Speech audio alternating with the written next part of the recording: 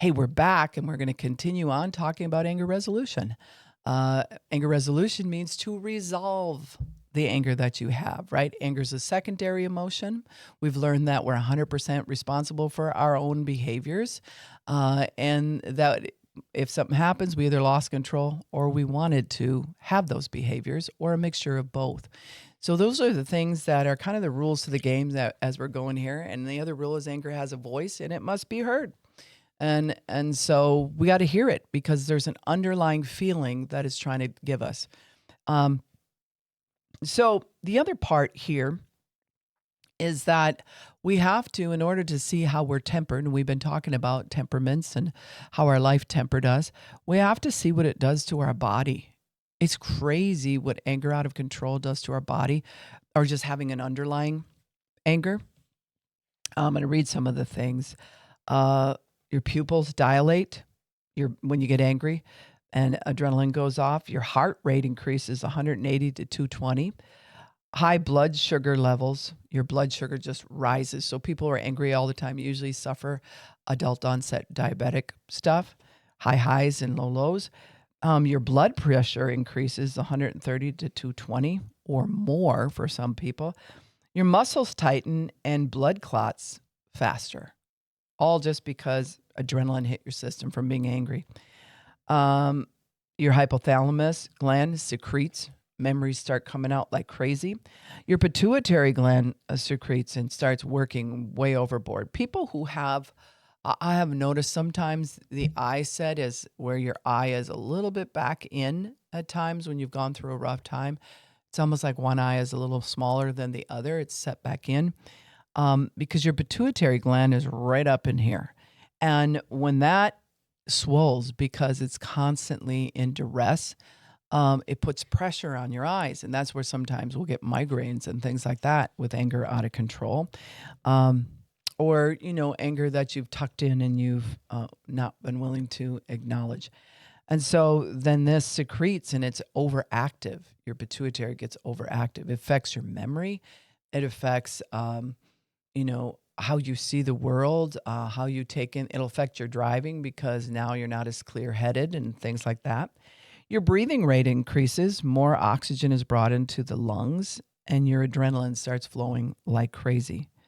Your digestion and elimination slow down. So if you're angry or you have bursts of the anger, then all of a sudden your digestion is like the little factory down there is like, all right, send the workers home early. We got to shut this down. It's too much information and we're going to have to process this at a different time. And, and so that's one of the things that happens. And we know that anger is out of control in this world. And so we always look for the big things. If somebody murdered somebody, yeah, that's anger out of control. Somebody ran somebody over, with their car, that's anger out of control. But really, anger out of control can just be yelling. There's no need for it. I would yell if my child is running out in front of a semi. Yeah, that's to get attention. That's for the sake of hearing. But just to have that degree of yelling because you feel like it, that's immature and it's out of control. Ooh, right? And so here we look at the FBI crime clock. This is way back. This is 1999. I haven't found something that's current, but it was bad enough back then. A murder occurs every 34 minutes. So literally by the time I'm done with this, somebody was murdered. A forcible rape occurs every 6 minutes. Seriously. A robbery occurs every minute. A theft occurs every 5 seconds. A burglary occurs every 15 seconds.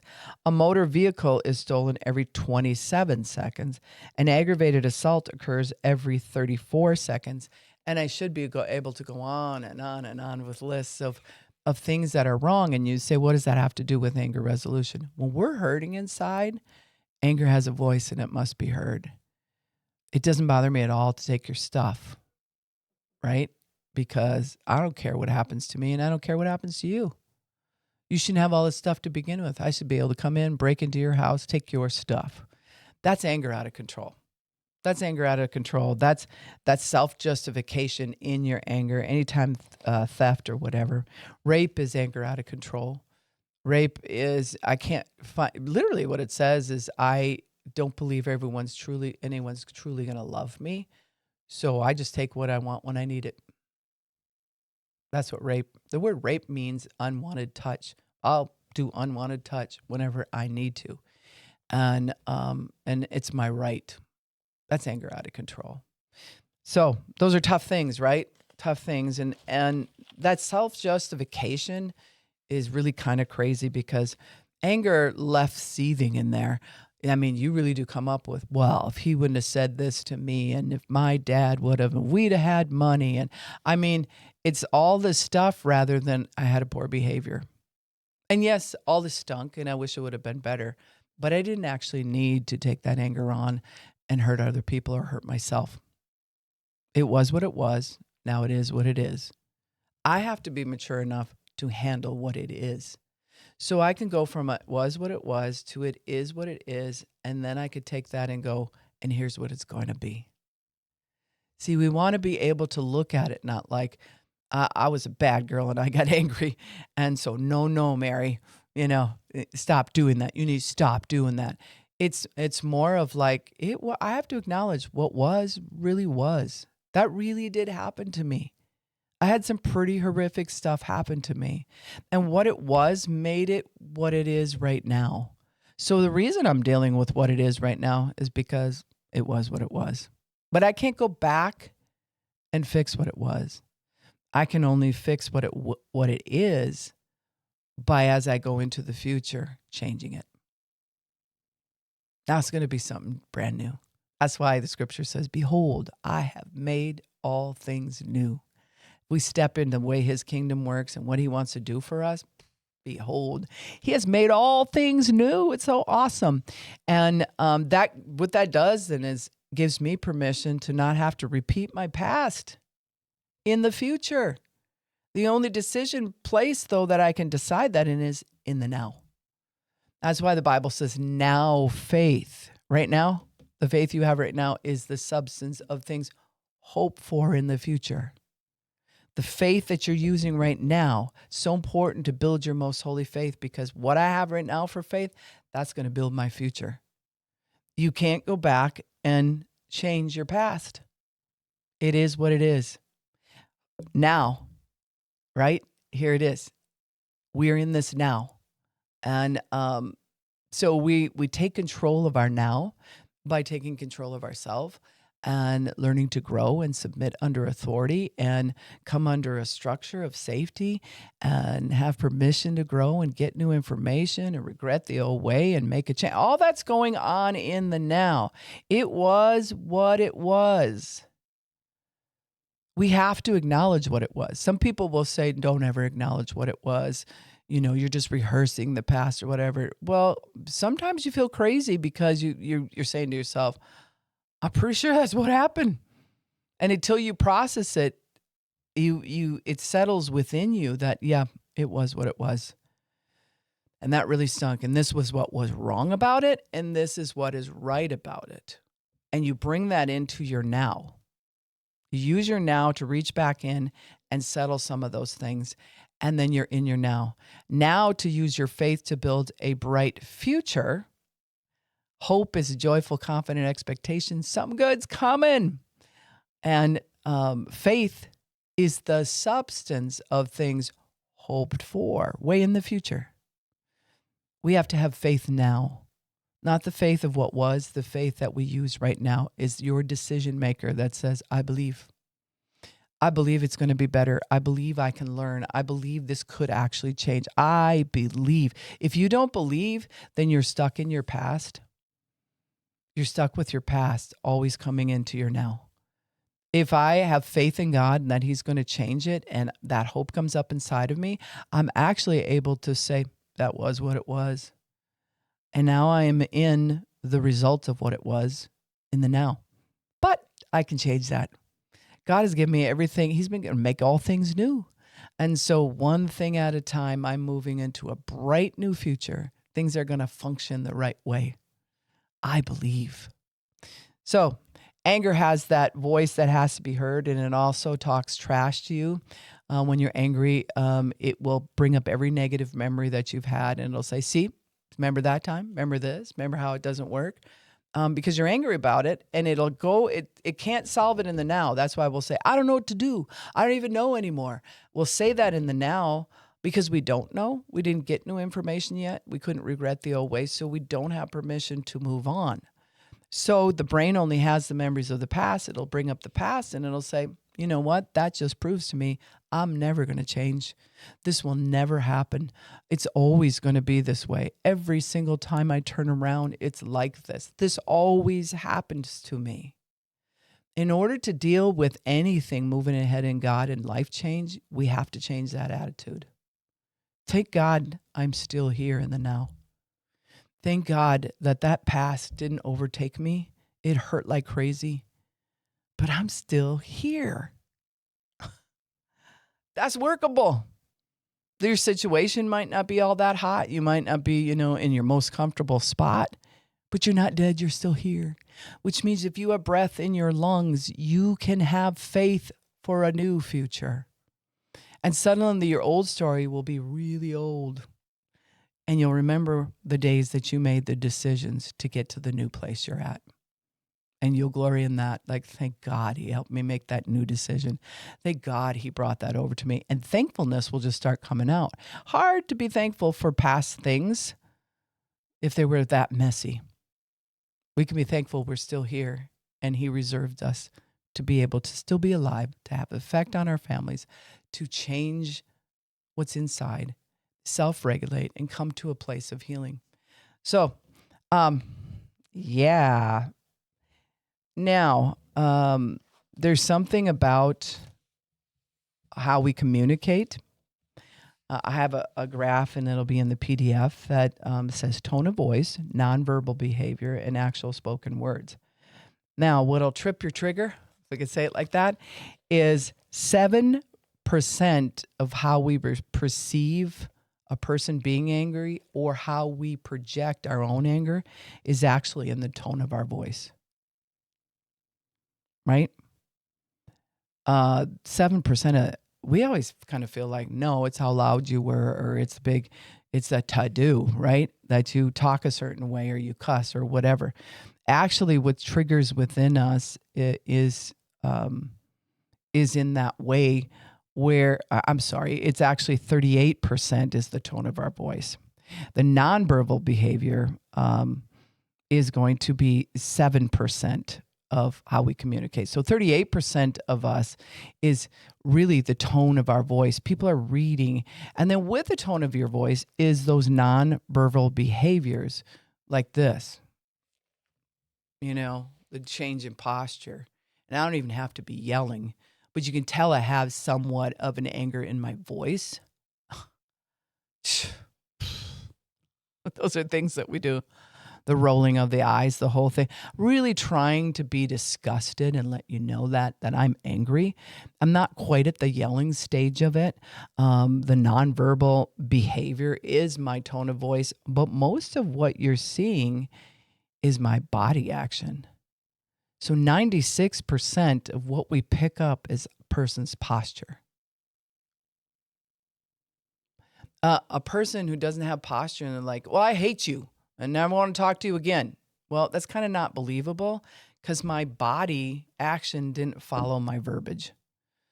Or usually people are like, I hate you. Never want to be anywhere with you again. There's something that really shows you 96% of it goes, I can see that. And the other point is our tone of voice. And 38% of that is what we register, how loud we hear the situation. But let's say you couldn't hear me and you just watched a video of it and it looked like this. You're not hearing the tone of my voice, but you just saw that other part that's huge, that nonverbal area that's like, they're really ticked off, right? But I could be saying, I love you so much, right? Right? But you can't hear my words and you can't hear the tone. What connects it in the brain, where it really does damage, is We record everything through our five senses. So it's really damaging if your verbal is loud and your expressions are loud. I'm picking up on that with my sight, 96%, how you're postured in your body. And then touch. If you happen to hit my shoulder or something like that, or poke me in the chest when you're talking to me, when you're angry or whatever, that's touch. I'm recording all that and all of it's loud. So if you take your five senses and you realize that we have to tone all of those down, restraining your voice and slowing it down might still sound a little irritated when you talk to your kids. But my body is not showing that I just want to lay into them. Even though I might feel that way, we're not doing this in this house. You see, I'm giving you an example of it. But if I want them to record in all their senses and I'm going to project it with all my senses, then I have to look like, and you ever do that, I tell you, and then push and shove and do all this stuff. We're trying to get them to record loud in all of their senses. Why? Because we feel it loud in all of our senses. And where self-control comes, where it's like, I'm not going to deal with the situation. We're not going to have this conversation until I'm more quiet. You might still be loud, but I'm going to stay quiet. I don't need to be big action. I don't need to be big threats with my fist. I don't need to, wrangle the situation with my voice, or my eyes have to look a certain way, the gritting of the teeth, and the volume is through the roof, like you're screaming at me. No, I can say the same things, really, like I'm pretty much done with this, rather than I'm done with this, and just losing it. That's what we're trying to do. We're trying to find a way where both parties feel safe. I get to express my emotions, and I'm trying to make you feel safe. You express your emotions, but at the same time, you're trying to make me feel safe. That's a project and a half. If you did not grow up with that, if you grow up big levers being pulled, if you grew up big expressions or no expressions at all, but you're contemplating really evil things, excuse me, you're in that spot where it's a dangerous spot to be in. We have to recognize this. A big part of healing from the damage anger can do is recognizing where we're at to begin with. I just paused because I'm going to take a drink of something because I'm going to start coughing like crazy. And I'll pause again and then I'll start back up. And that's the thing. Here's what we have to remember about ourselves. If we look like that to the other person, what is going on in the inside of us? Because that's all revving up in here and we're projecting it out. If we feel the need, we have to touch somebody to express our anger. That's the poking. That's the push on the shoulder. That's like, you're going to listen to me. And it's a way of control. It's a way of that you're trying to take control. All right. So we're going to look at that in a different way. Oh, man. I've never had this happen before.